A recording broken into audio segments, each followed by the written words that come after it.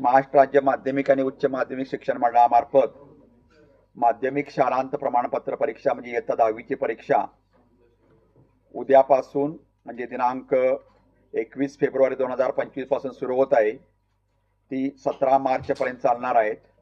राज्यातील एकूण 5130 मुख्य केंद्रावर 16,11,710 विद्यार्थ्यांनी या परीक्षेसाठी नोंदणी केलेली आहे।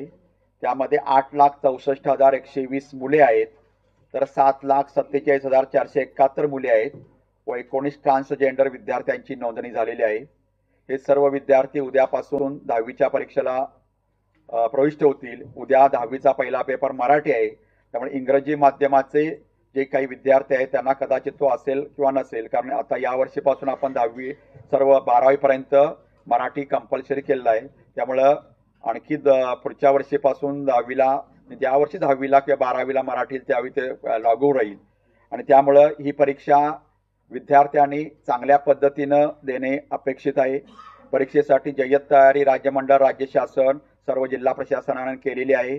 या परीक्षेसाठी प्रविष्ट होणाऱ्या विद्यार्थ्यांना मी आणि त्यांच्या पालकांना, त्यांच्या शिक्षकांना मी शुभेच्छा देतो आणि विद्यार्थ्यांनी चांगला सकस आहार घ्यावा, विद्यार्थ्यांनी योग्य ती झोप घ्यावी, पुरेशी झोप घ्यावी आणि चांगल्या पद्धतीने निकोप वातावरणात परीक्षेला जावं। कुठल्याही गैरमार्गाचा अवलंब करू नये आणि विद्यार्थ्यांनी चांगल्या पद्धतीने परीक्षा दिली तर विद्यार्थी निश्चितपणे या परीक्षेत यशस्वी होतील अशी अपेक्षा आहे। विद्यार्थ्यांना राज्य मंडळामार्फत मी सर्व विद्यार्थ्यांना या परीक्षेच्या शुभेच्छा देतो। धन्यवाद।